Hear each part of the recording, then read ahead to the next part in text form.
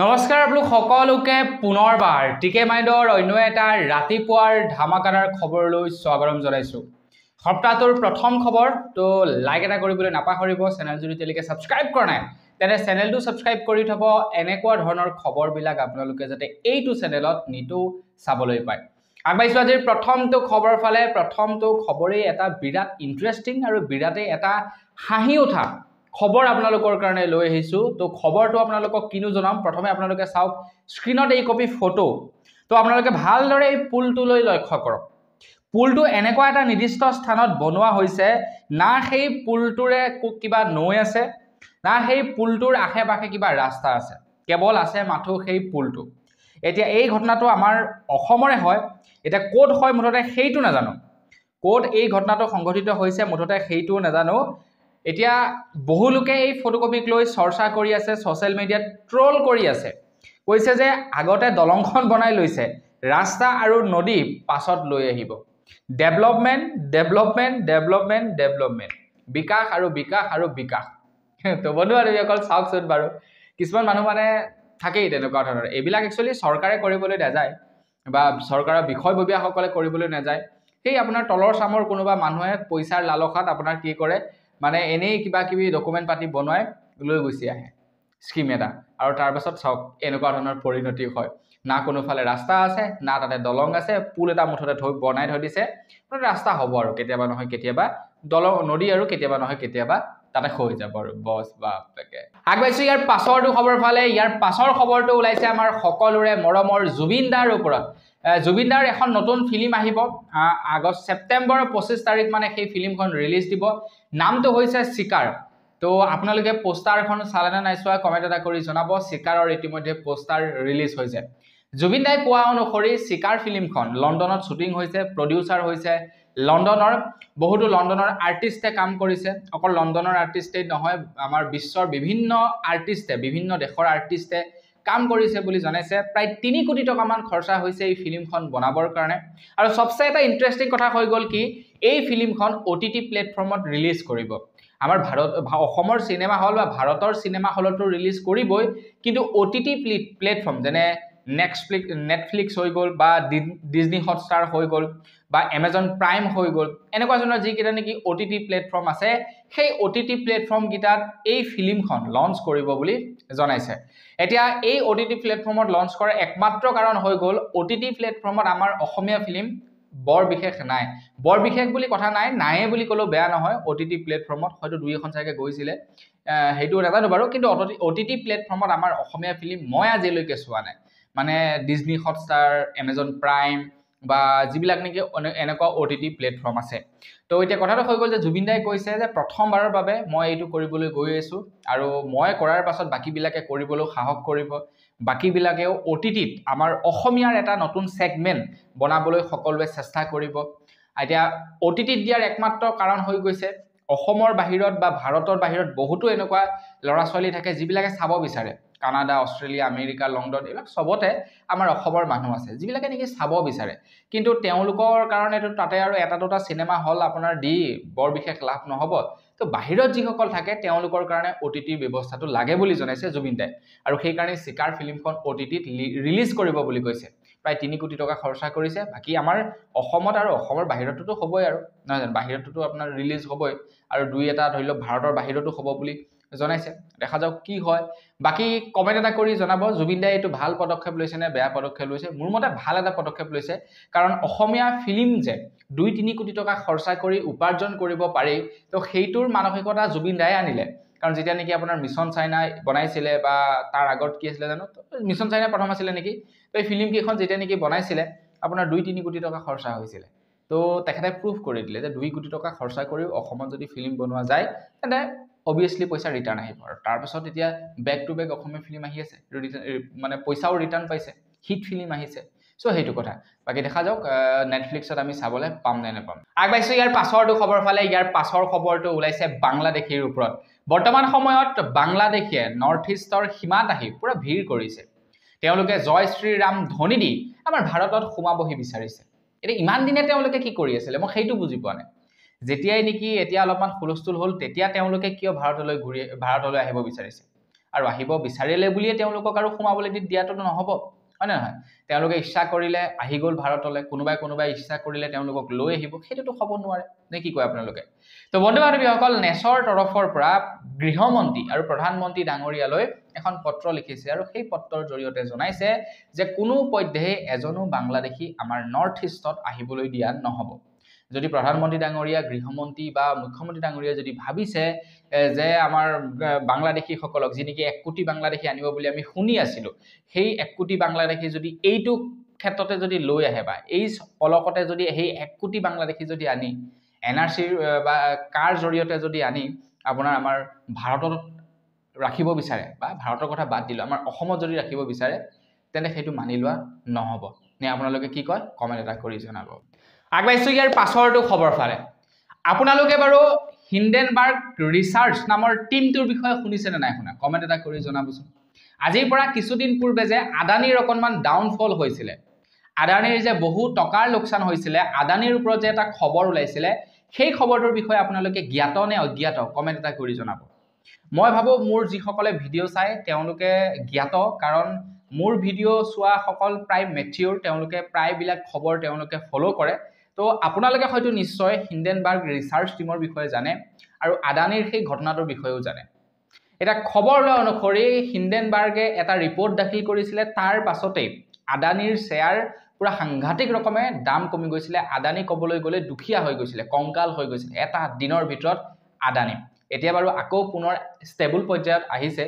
তো সেই সময়তে 10 আগষ্ট তাৰিখৰ দিনাখন হিন্ডেনবাৰ্গে এটা টুইটাৰত এটা টুইট কৰে আৰু তেখেতলোকে লিখে সামথিং বিগ সুন ইণ্ডিয়া, মানে তেখেতলোকে ইণ্ডিয়াৰ কাৰণে কিবা এটা বিশেষ ডাঙৰ কিবা এটা সকলোকে খবৰ দিব বুলি তেখেতে কি কৰিলে, তেখেতলোকে এটা টুইট কৰিলে। আৰু সেই টুইটৰ পাছতেই আদানীৰ কোম্পানীৰ ওপৰত সবৰে চকু পৰিলে যে আদানীয়ে কি কৰিছে কি নাই কৰা। তো নহয় জানো, আদানীৰ ওপৰত যিহেতু হিন্ডেনবাৰ্গ ৰিচাৰ্চ টিমে কিছুদিন পূৰ্বে এটা ডাঙৰ বৃহৎ তথ্য ফাদিল কৰিছিলে। এতিয়া সেই 10 তাৰিখৰ পাছত তেওঁলোকে যি নেকি টুইট কৰিছিলে, সেই টুইট কৰাৰ পাছতেই তেখেতলোকে আদানীৰ ওপৰত এটা বৃহৎ ডাঙৰ তেওঁলোকে এটা ডাঙৰ এলিগ্ৰেশ্যন লগাইছে আদানীৰ ওপৰত। আদানীৰ ওপৰত এটা ডাঙৰ এলিগ্ৰেশ্যন লগাইছে হিন্ডেনবাৰ্গে। এতিয়া সেই হিন্ডেনবাৰ্গৰ যি নেকি এলিগ্ৰেশ্যন, সেই এলিগ্ৰেশ্যনৰ পাছত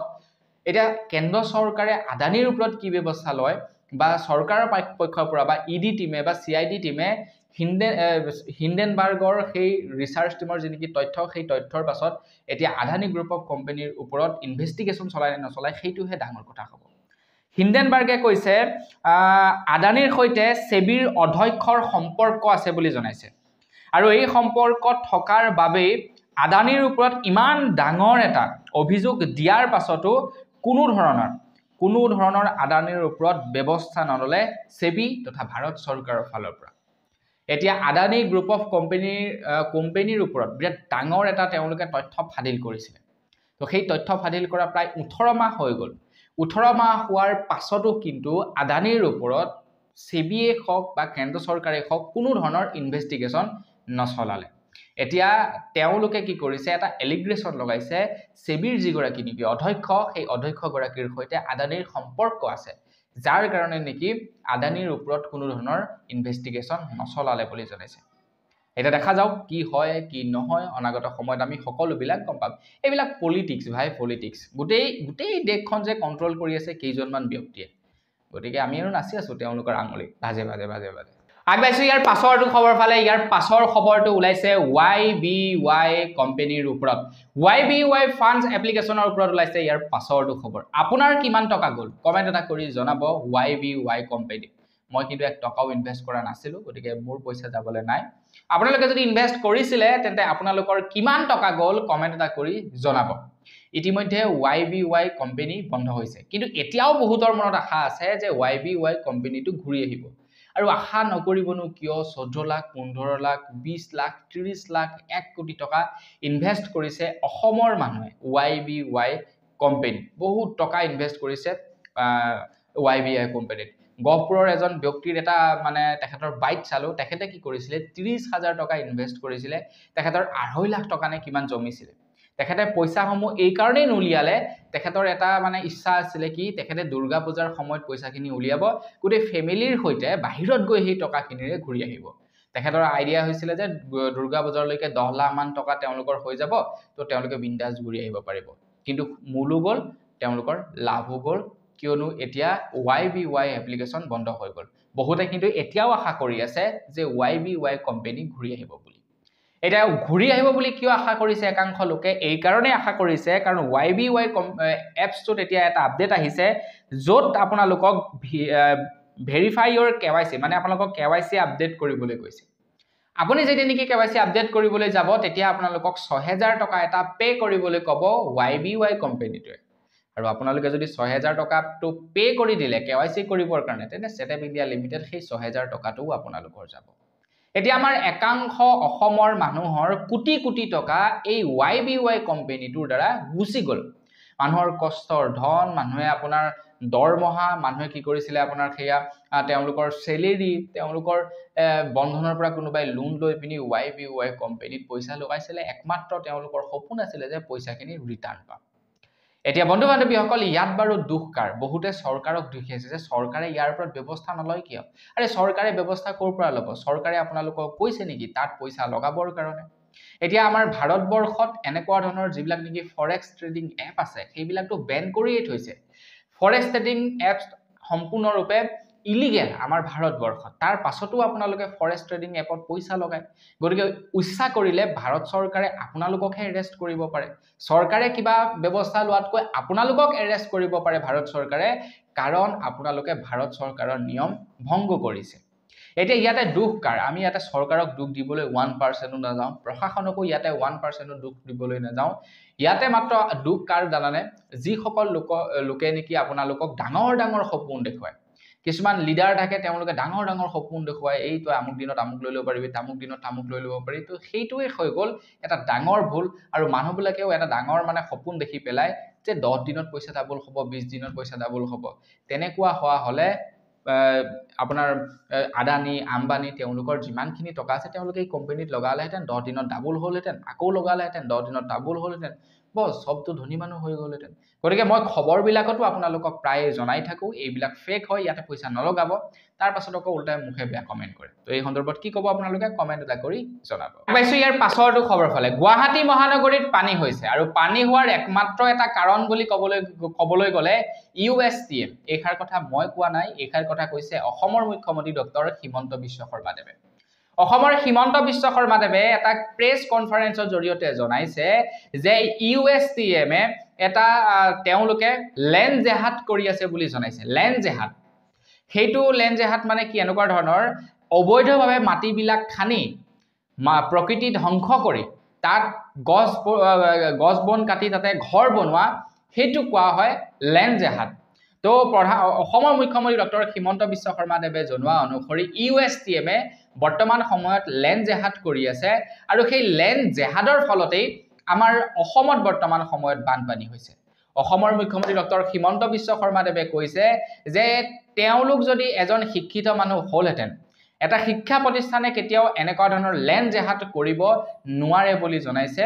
অসমৰ মুখ্যমন্ত্ৰী ডক্টৰ হিমন্ত বিশ্ব শৰ্মাদেৱে মানে এক প্ৰকাৰে ক'বলৈ গ'লে অসমৰ মুখ্যমন্ত্ৰী ডক্টৰ হিমন্ত বিশ্ব শৰ্মাদেৱে তেখেতলোকৰ যি নেকি দুৰ্বলতা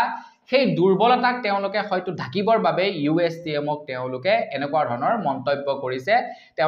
তেওঁলোকে USTMক ডাইৰেক্টলি তেওঁলোকে এটেক কৰিছে এতিয়া অসমত বানপানী হৈছে হেয়া কি কেৱল USTMৰে দায়ী নেকি হেয়া কেৱল USTMৰে দুখ নেকি আমাৰ অসমত সঠিক ব্যৱস্থাপনা নোহোৱাৰ ফলতো বানপানী হৈছে পূৰ্বৰ পৰাই বানপানী চলি আহিছে কিন্তু তাৰ ওপৰত এবাৰো তেওঁলোকে ব্যৱস্থা হাতত লোৱা নাই এতিয়া একাংশ হয়তো অন্ধভক্তই সেইবিলাককে সঁচা বুলি ভাবি ল'ব এতিয়া USTMৰ ওপৰত যেতিয়াই নেকি এলিগ্ৰেশন লগালে এলিগ্ৰেশন লগোৱাৰ পাছত এতিয়া আপোনাৰ অখিল গগৈ ডাঙৰীয়াদেৱ গ'ল USTM পৰিদৰ্শন কৰিবৰ কাৰণে যে USTMৰ পৰা প্ৰকৃততে অসমত বানপানী হৈছে নেকি লগতে কেইবাজনো সাংবাদিক বন্ধু আৰু কেইবাজনো লগতে সহকৰ্মীক লৈ তেখেতে USTM দৰ্শন কৰিবৰ কাৰণে গ'ল অসমৰ আপোনাৰ শিৱসাগৰৰ বিধায়ক অখিল গগৈ ডাঙৰীয়া তো তেখেতে যোৱাৰ পাছত তাত দেখিলে তেখেতে কোৱা অনুসৰি তাতে দেখিছে যে USTM তেওঁলোকে 5টা প্ৰায় বৃহৎ ৰিজাৰ্ভ বনাই ৰাখিছে বৰষুণৰ পানী সংৰক্ষণ কৰিবৰ কাৰণে গতিকে যাৰ ফলত ক'ব পাৰি যে অসমত যি নেকি বানপানী হৈছে তাত তেওঁলোকৰ ডাইৰেক্টলি হাত নাই ডাইৰেক্টলি হওক বা ইনডাইৰেক্টলি হওক হাত নাই বুলি ক'ব পাৰি আৰু তাৰ লগে লগে জনাইছে USTMক যি নেকি এলিগ্ৰেশ্যন লগাইছে USTMক যে তেওঁলোকে লেণ্ড জেহাদ কৰি আছে বুলি অখিল গগৈ ডাঙৰীয়াই কোৱা অনুসৰি এতিয়া সেই USTMৰ ওচৰতে এখন বৃহৎ ডাঙৰ মেডিকেল কলেজ বনাবলৈ গৈ আছে প্ৰাইভেট মেডিকেল কলেজ এতিয়া কাৰ হ'ব পাৰে সেইখন আপোনালোকে আইডিয়া কৰক অকল সেইয়াই নহয় ডাকচ কাৰেণ্টৰ এটা ৰিপৰ্ট অনুসৰি যোৱাকালি গম পাইছো যে বৰ্তমান সময়ত অসমৰ মুখ্যমন্ত্ৰী ডক্টৰ হিমন্ত বিশ্ব শৰ্মাদেৱৰ পত্নীৰ এখন বিদ্যালয় আছে আপোনালোকে বাৰু সেই বিদ্যালয়খন আপোনাৰ দেখিছে নে নাই দেখা নাজানো কিন্তু এইবাৰ মই যেতিয়া গুৱাহাটী গৈছিলো তেতিয়া চাইছিলো বিদ্যালয়খন আছিলে আপোনাৰ আমিন গাঁৱত বিদ্যালয়খনৰ নাম হৈছে আপোনাৰ বিদ্যা কিবা একাডেমী নে কি আছিলে এটা ডাঙৰ এখন বিদ্যালয় পাহাৰৰ দাঁতিতে সেই বিদ্যালয়খন বনোৱা হৈছে এতিয়া অসমৰ মুখ্যমন্ত্ৰী ডক্টৰ হিমন্ত বিশ্ব শৰ্মাদেৱে USTMক আপোনাৰ কি কৰিছে লেণ্ড জেহাদৰ লগত তুলনা কৰিছে কিন্তু ডাকচ কাৰেণ্টে জনোৱা ৰিপৰ্ট অনুসৰি সেই যিডোখৰত নেকি বৰ্তমান বিদ্যা একাডেমীখন বনোৱা হৈছে সেই একাডেমীখন এসময়ত তাতে জলাশয় আছিলে বুলি জনাইছে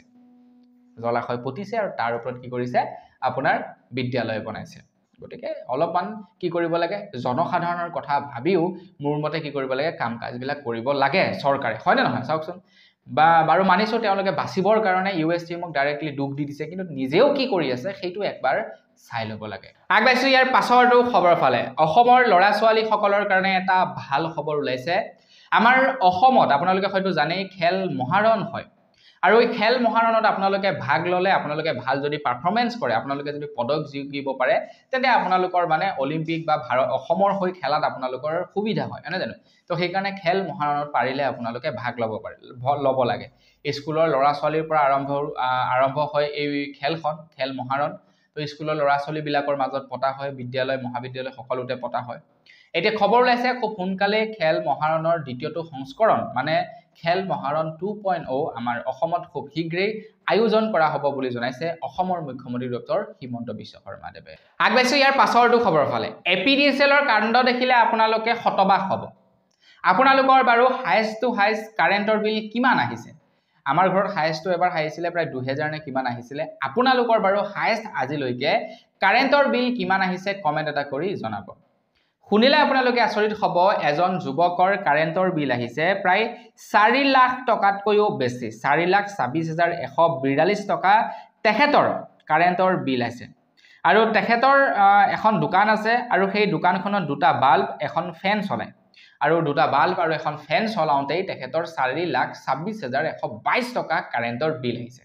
তেখেতে কৈছে যে ইমানখিনি টকাটো দিবলৈ নাই যদি প্ৰয়োজন হয় APDCL মিটাৰ খুলি লৈ যাওক মই বিল দিয়াত নাই আৰু কোনেনো দিব ভাবকচোন বাৰু 4 লাখ কিমান হাজাৰ এটো মামুলি কথা নেকি কোনো পধ্যেই হ'ব নোৱাৰে গতি জীৱন কাৰেণ্ট চাগে চলালৈ ইমান টকা কাৰেণ্টৰ বিল নাহিব এতিয়া APDCLৰ কৰ্মীসকলক আপোনালোকে কি ক'ব সেইটো আপোনালোকে নিজেই কওক আৰু হয় নহয় কি মানুহ তেওঁলোকে ভৰাই লাগি ৰাখিছে তেওঁলোকেহে জানে এটা এখন দোকানত ইমান টকা কাৰেণ্টৰ বিল বনাই দিছে আগবাইছো ইয়াৰ পাছৰটো খবৰ ফালে ইয়াৰ পাছৰ খবৰটো ওলাইছে হাৰিয়ানাৰ পৰা হাৰিয়ানাত এতিয়া এটা নতুনকৈ নিয়ম বনাই দিছে হাৰিয়ানাৰ বিদ্যালয়ৰ বাবে হাৰিয়ানাৰ শিক্ষা বিভাগে এটা নতুনকৈ নিয়ম বনাই দিছে আপোনালোকে যেতিয়াৰ পৰা নেকি পঢ়িছে বিদ্যালয়ত তেতিয়া ৰাতিপুৱা সময়ত যেতিয়া আপোনালোকৰ শিক্ষক শিক্ষয়িত্ৰী শ্ৰেণীকোঠাত সোমায় তেতিয়া আপোনালোকে কি কয় গুড মৰ্নিং বুলি কয় যেতিয়া নেকি আপোনাৰ পিছবেলা হয় তেতিয়া আপোনালোকে গুড আফটাৰনুন বুলি কয় নে নকয় সেইটো আগৰে পৰা চলি আহিছে আৰু বৰ্তমানেও আমাৰ অসমত হেইটোকেই চলি আহিছে কিন্তু হাৰিয়ানাৰ শিক্ষা বিভাগে এতিয়া নতুনকৈ এটা নিয়ম বনাইছে হাৰিয়ানাৰ বিদ্যালয়ত এতিয়াৰে পৰা গুড মৰ্নিং গুড আফটাৰনুনৰ পৰিৱৰ্তে এতিয়াৰে পৰা জয় হিন্দ বুলি ক'ব লাগিব ল'ৰা ছোৱালী সকলে গুড মৰ্নিং গুড আফটাৰনুন এই দুটা ৱৰ্ড নচলিব বুলি জনাইছে তো আমাৰ অসমতো যদি এই নিয়মটো প্ৰৱৰ্তন কৰি দিয়ে গুড মৰ্নিং বা গুড আফটাৰনুনৰ পৰিৱৰ্তে যদি জয়াই অসম কৰি দিয়ে কেনেকুৱা হ'ব হেতু কমেন্ট এটা কৰি আপোনালোকে জনাব মইতো আপোনাৰ মোৰ ফালৰ পৰা এটো মানে প্ৰপ'জাল দিছো আৰু যে জয়াই অসম হ'ব লাগে তো আপোনালোকে কি ক'ব কমেন্ট এটা কৰি জনাব আগবাইছো ইয়াৰ পাছৰটো খবৰ ফালে ইয়াৰ পাছৰ খবৰটো ওলাইছে বাংলাদেশৰ ওপৰত তো আপোনালোকে হয়তো বিভিন্ন ঠাইত ভিডিঅ'বোৰ দেখা পাইছে বিভিন্ন খবৰ হয়তো আপোনালোকে শুনা পাইছে যে বাংলাদেশীবিলাক আহি এতিয়া ভাৰতৰ বৰ্ডাৰত আছে এতিয়া বহু লোকে হয়তো বেয়া পাব পাৰে মই বাংলাদেশী বুলি কোৱাৰ কাৰণে সেইসকল হিন্দু কিন্তু বাংলাদেশীটো বাংলাদেশী আৰু হয় নে নহয় তাক আৰু আমি কেনেকৈ হিন্দু বুলি কম গতিকে বাংলাদেশীসকলে এতিয়া ভাৰতত আহিবৰ কাৰণে তেওঁলোকে সীমান্তত আহি তেওঁলোকে জয় শ্ৰীৰাম ধ্বনি দিছে তেওঁলোকে সীমান্তত আহি ৰখি আছে তেওঁলোকক ভাৰতত আহিব দিব লাগে এতিয়া আমাৰ অসমৰো বহুতো দল সংগঠনে মিলি তেওঁলোকে প্ৰতিবাদ সাব্যস্ত কৰিছে যে তেওঁলোকক ইয়ালৈ আহিব দিব লাগে খবৰ লোৱা অনুসৰি বাংলাদেশৰ শেহতীয়া পৰিস্থিতিক লৈ গুৱাহাটী হিন্দু সংগঠনৰ তীব্ৰ প্ৰতিবাদ বাংলাদেশ সহ আয়ুক্তৰ কাৰ্যালয়ৰ সন্মুখত তীব্ৰ প্ৰতিবাদ উত্তেজিত প্ৰতিবাদকাৰীৰ দাবী হাতীগাঁও মিনি পাকিস্তান হৈছে পৰৱৰ্তী অসমৰ মুখ্যমন্ত্ৰী হ'ব বাংলাদেশী মূলৰ ব্যক্তি মানে পৰৱৰ্তী বাংলাদেশী মূলৰ ব্যক্তি হেনো কি বুলি হয় আপোনাৰ মুখ্যমন্ত্ৰী হ'ব যদি 1 কোটি আপোনাৰ বাংলাদেশী আনি পিনি ইয়াত ভৰাই তো অলৰেডি অবভিয়াছলি হ'ব অসমৰ মুখ্যমন্ত্ৰী বাংলাদেশী মূলৰ হয় নে নহয় আৰু তেওঁলোকে কি কৰিছে মিনি পাকিস্তান ঘোষণা কৰি দিছে কোনোবা ঠাইত মানে কি যে মানসিকতাৰ মানুহ এইবিলাক বুজি নাপাৰো বাকি যি কি নহওক বাৰু এইখিনিতে এতিয়া খবৰ এটা ওলাইছে যোৱাকালি জ্যোতিদীপ বৈশ্যই মানে টাইম 8ৰ সহকাৰী সম্পাদক নে কাৰ্যকাৰী সম্পাদক কিবা এজন আছিল বাৰু পাহৰিছো যি কি নহওক জ্যোতিদীপ বৈশ্যৰ সৈতে শেখ হাছিনাৰ পুত্ৰৰ এটা সাক্ষাৎকাৰ হয় আৰু সেই সাক্ষাৎকাৰত বহুতো কথা সোধে বাংলাদেশক লৈ এতিয়া তেখেতে জনোৱা অনুসৰি এতিয়াও কিন্তু বাংলাদেশৰ প্ৰধানমন্ত্ৰী শেখ হাছিনাই আনুষ্ঠানিকভাৱে পদত্যাগ নকৰিলে বুলি জনাইছে তেখেতে লৰালৰিকৈ আহিলে বা ততাতৈয়াকৈ আহিলে বাংলাদেশ এৰি কিন্তু বাংলাদেশত তেখেতে পদত্যাগ কৰি নাহিলে বুলি জনাইছে আৰু তেখেতে কৈছে যে গোটেই বাংলাদেশৰ ইতিহাসত বৰ্তমানলৈকে বাংলাদেশত সংখ্যালঘুক মানে মাইনৰিটিক সাপোৰ্ট কৰা 1 নম্বৰজন প্ৰধানমন্ত্ৰী হৈ গ'ল শেখ হাছিনাৰ বাহিৰে কোনো প্ৰধানমন্ত্ৰীয়ে বোলে মাইনৰিটি সকলক সুৰক্ষা দিয়া নাছিলে কেৱল শেখ হাছিনাৰ চৰকাৰেহে মাইনৰিটি সকলক সুৰক্ষা প্ৰদান কৰিছিলে আৰু যাৰ কাৰণে নেকি প্ৰত্যেকজন মাইনৰিটিয়ে শেখ হাছিনাৰ দিনত ভালদৰে আছিলে বাংলাদেশত তো বন্ধু বান্ধৱীসকল এতিয়া আপোনালোকে কি ভাবে বাংলাদেশত পুনৰ বাৰু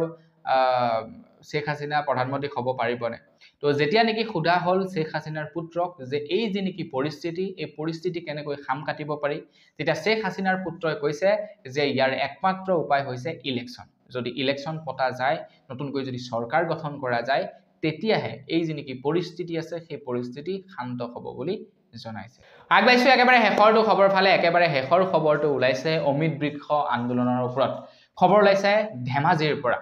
তো বৰ্তমান সময়ত অসমৰ মহিলাসকলক অসম চৰকাৰৰ ফালৰ পৰা গছপুলি বিতৰণ কৰিছে ৰুবৰ কাৰণে অমিত বৃক্ষ আন্দোলনৰ কাৰণে গছপুলি ৰোপণ কৰিবলৈ দিছে আৰু তেওঁলোকক কোৱা হৈছে আপোনালোকে এই যদি গছপুলি কেইজোপা ৰুৱে তেতিয়াহে আপোনালোকে 10,000 টকাকৈ পাব নহলে নাপাব তেওঁলোকে গছপুলি ৰুইছে অমিত বৃক্ষ আন্দোলনত ফটো মাৰিছে লোকেশন ট্ৰেক কৰিছে তাৰ পাছত আপলোড কৰিছে হেতুত বাৰু কোনো আপত্তি নাই ঠিকই আছে কৰিছে কৰি থাকক হেতুত ক'ব লগা নাই এটা কথা হৈ গ'ল যে কিছুমান গাঁও পঞ্চায়তৰ সদস্য বা কিছু লোকে কি কৰিছে অকনমান ভেঙুচালি কৰিছে এই অমিত বৃক্ষ আন্দোলনক লৈ যি মন যায় তাকেই গছ দি দিছে বুলি খবৰ ওলাইছে এটা খবৰ লোৱা অনুসৰি ধেমাজিৰ পৰা খবৰ ওলাইছে ধেমাজিৰ এটা আত্মসহায়ক গোটত আপোনাৰ